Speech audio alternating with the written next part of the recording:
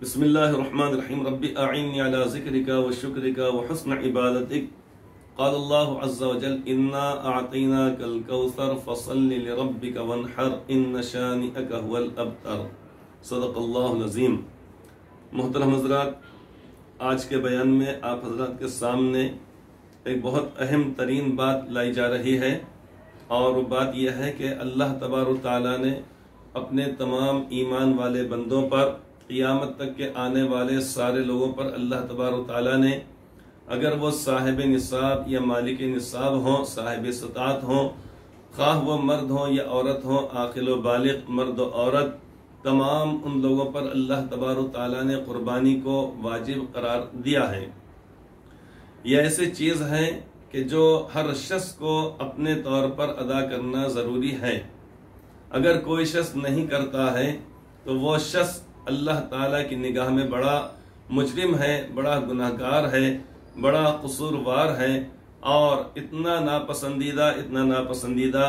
کہ اللہ کے پیارے نبی صلی اللہ علیہ وسلم نے اس شخص کو عیدگاہ میں دیکھنا پسند نہیں فرمایا، بلکہ اس کو عیدگاہ میں آنے سے آپ نے منع فرمایا کہ من لم یضحی فلا یقربن مصلانا، کہ جو شخص قربانی حیثیت ہونے کے باوجود نہ کرے تو وہ ہماری عیدگاہ میں آئے بھی نہیں۔ اس لیے اس بات کو اچھی طریقے ذہن نشین ہم کر لیں کہ قربانی ہر کسی شخص کے اوپر واجب اور لازم ہوتی ہے، اس کی یعنی اگر استطاعت اس کے اندر موجود ہو۔ ہاں، جو شخص کے صاحب استطاعت نہ ہو، کہ جس کے پاس نہ 52.5 تولے چاندی ہے، نہ 7.5 تولے سونا ہے، اور نہ 52.5 تولے چاندی خریدی جا سکے، اتنی نقد رقم موجود نہیں ہے، تو پھر ایسے شخص کے اوپر قربانی واجب نہیں ہوتی ہے۔ لیکن جس شخص کے اوپر قربانی واجب ہے، اگر وہ اپنی لاپرواہی، سستی اور کاہلی کی وجہ سے یا جان بوجھ کر اگر وہ قربانی کو اگر ترک کر دیتا ہے تو وہ شخص گناہگار ہو جاتا ہے۔ اسی کے ساتھ ساتھ ایک اور بات ذہن میں رکھ لی جائے، وہ بات یہ ہے کہ قربانی مستقل ایک عبادت ہے، جیسے نماز مستقل عبادت ہے، روزہ یعنی صبح صادق سے لے کر غروب آفتاب تک کھانے پینے سے اور خواہشات سے رکے رہنا یہ ایک مستقل عبادت ہے، تلاوت کلام پاک مستقل عبادت ہے، دعا اور استغفار یہ مستقل عبادت ہے۔ لیکن یہ جو تمام کی تمام عبادتیں ہیں، یہ تمام کی تمام عبادتیں دوسری عبادتوں کا بدل نہیں ہو سکتے۔ مثال کے طور پہ فجر کی نماز ظہر کا بدل ہرگز نہیں ہو سکتی، ظہر کی نماز مغرب کا بدل نہیں، عصر کی نماز عشاء کا بدل نہیں، حالانکہ عشاء اور ظہر کے اندر اور عصر کے اندر بہت تھوڑا سا فرق ہے، تھوڑا سا اس معنی کر کے ظہر اور عصر میں قرات جو کی جاتی ہے وہ آہستہ کی جاتی ہے، اور عشاء کی نماز میں بلند آواز سے قرات کی جاتی ہے، اور پہلی اور دوسری رکعت کے اندر یعنی اس طریقے سورہ فاتحہ پڑھی جاتی ہے، ظہر میں بھی ہے، عصر میں بھی ہے، اور عشاء میں بھی ہے، پھر ضم صورت کی جاتی ہے، اور یہ ساری کی ساری چیزیں ہونے کے بعد آخر کی جو 2 رکعتیں ہوتی ہیں، چاہے وہ ظہر اور عصر کی ہو یا عشاء کی ہو، ان 2 رکعتوں کے اندر قرات آہستہ کی جاتی ہے، سورہ فاتحہ کو آہستہ پڑھا جاتا ہے۔ لیکن ظہر کی نماز عصر کا بدل نہیں، عصر کی نماز عشاء کا بدل نہیں، عید الفطر کی نماز عید الاضحیٰ کا بدل نہیں، اور جمعہ کی نماز عید الفطر کی نماز کا بدل نہیں، اور تراویح کی نماز تہجد کی نماز کا بدل نہیں، اشراق اوابین کا، چاشت تحیۃ الوضو کا اور تحیۃ المسجد کا یہ بدل نہیں ہو سکتے ہیں۔ یہ تو معاملہ ہو گیا صرف نمازوں کے ساتھ۔ اب دوسری جانب آئیے کہ نماز روزے کا بدل نہیں، مطلب یہ ہے کہ اگر کوئی شخص رمضان مبارک کا فرض روزہ ایک روزہ چھوڑ دے اور اس کے بدلے 200 رکعت نفل نماز پڑھے، لہٰذا وہ 200 رکعت نماز اس روزے کا بدل نہیں ہو سکتے۔ کوئی شخص رمضان مبارک کا ایک روزہ چھوڑے اور اس کے بدلے میں اگر 10 حج کر لیتا ہے تو وہ ایک روزے کا وہ 10 حج بدل نہیں ہو سکتے ہیں۔ کوئی شخص اگر اس طریقے سے مثال کے طور پہ ایک نماز نہ پڑھے اور اس ایک نماز کے قضا کرنے کے بدلے میں اگر وہ شخص 1,00,000 روپے صدقہ اور خیرات کر دے تو وہ 1,00,000 روپے اس کا بدل ہرگز نہیں ہو سکتے ہیں۔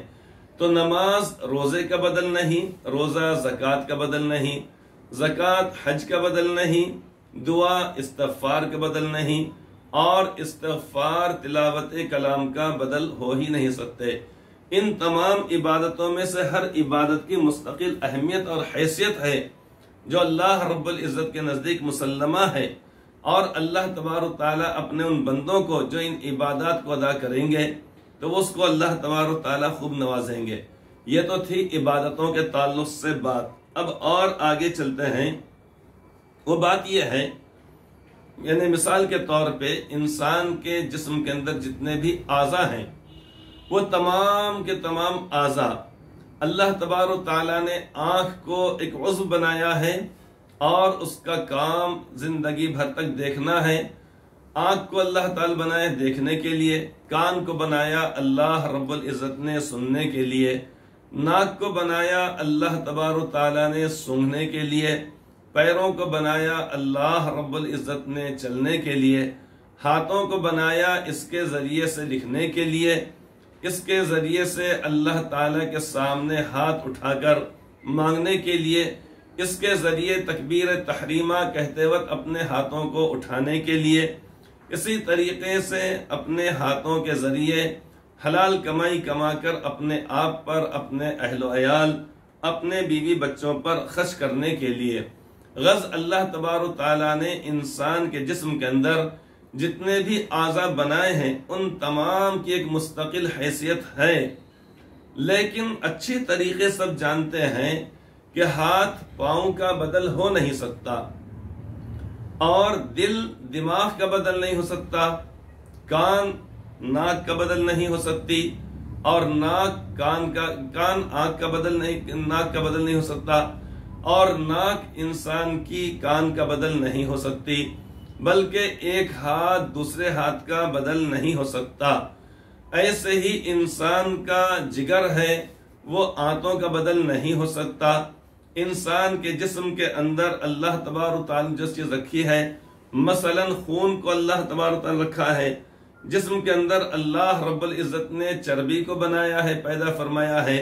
لیکن یہ دونوں چیزیں آپس میں کسی کا بھی بدل نہیں ہو سکتے۔ یہ ساری کی ساری چیزوں کی ایک حیثیت ہے اور مسلمہ حیثیت ہے، اور سب کی ضرورت ہے، انسان کو تمام کے تمام اعضاء کی ضرورت ہے۔ کوئی شخص اگر یہ کہے کہ بھائی آپ کو 2 ہاتھوں کی ضرورت کیا ہے، ایک ہاتھ سے آپ کا کام چل سکتا ہے، لہٰذا اپنے ایک ہاتھ کو باندھ دو، کوئی غریب سے غریب آدمی اس کے لیے تیار نہیں ہوگا۔ کوئی شخص ایسے شخص سے کہ جو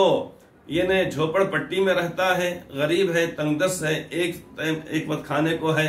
دوسرے کو نہیں ہے، اگر اس سے کہا جائے کہ ایسا کرو کہ 5 لاکھ روپے میں آپ اپنی آنکھ بیچ دو،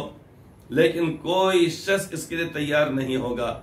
زندگی بھر وہ بھوکا پیاسا، یعنی مطلب یہ کہ زندگی بھر وہ پریشانی میں، تکلیف میں گزارے گا، ایک وقت کھانے کو ہے، دوسرے وقت کھانے کو نہیں ہے، لیکن وہ شخص اپنے یعنی ایک آنکھ کو فروخت کرنے کے لیے تیار نہیں ہوگا۔ اسی طریقے سے کوئی شخص اپنے پیر کو کٹوانے کے لیے اور اس کے بدلے میں 10 لاکھ روپے لینے کے لیے تیار نہیں ہوگا،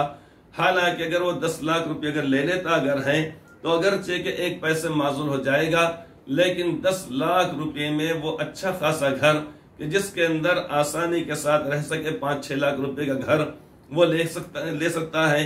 اور اس کے بعد 3-4 لاکھ روپے اس کے بعد جو بچ گئے ہیں اس کو اپنے من مانی طور پر زندگی میں اچھے اچھے کھانے، اچھے اچھے لباس کے اندر خرچ کر سکتا ہے، لیکن کوئی بھی شخص کے لیے تیار نہیں ہوگا۔ تو آج کے اس بیان کے اندر بات بتلانا مقصود ہے کہ جس طریقے نماز روزے کا